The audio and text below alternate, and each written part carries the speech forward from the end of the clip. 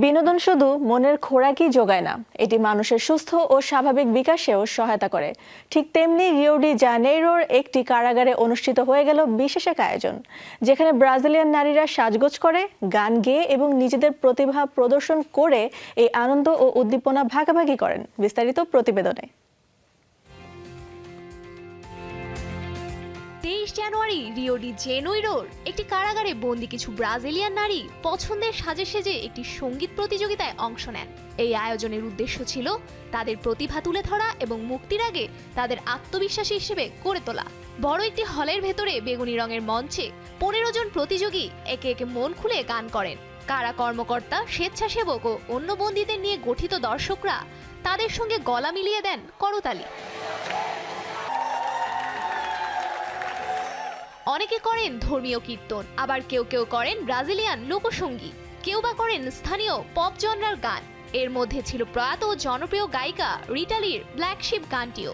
অভিনেতা ও টিভি উপস্থাপক ডেভিড ব্রাজিল এবং গায়ক মাউরিসিও মাত্তার সহ আরও কয়েকজনকে নিয়ে গঠিত বিচারক প্যানেল মনোযোগ দিয়ে পরিবেশনাগুলো দেখেন। কণ্ঠ, পরিবেশনা, উপস্থাপনা ও আকর্ষণের ভিত্তিতে নম্বর দেন তারা। প্রথম পুরস্কার অর্জন করেন 36 বছর বয়সী কারাবন্দী ফার্নান্দা ফার্নান্দেজ ডোমিঙ্গেস। এই দুঃখের সময় নিজেকে শক্ত রাখার একটা উপায় গান, কারণ কারাগারে থাকা মানেই দুঃখ আর নিজের স্বাধীনতা হারানো।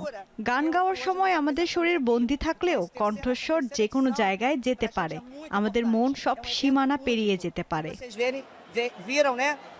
বড়দিনের কয়েক মাস আগেই 4টি কারাগারের প্রতিযোগীরা অডিশন দেন এবং রিহার্সাল করেন। এতে কারাগারের একঘেয়ে রুটিনে আসে বৈচিত্র্য ও উদ্দীপনা।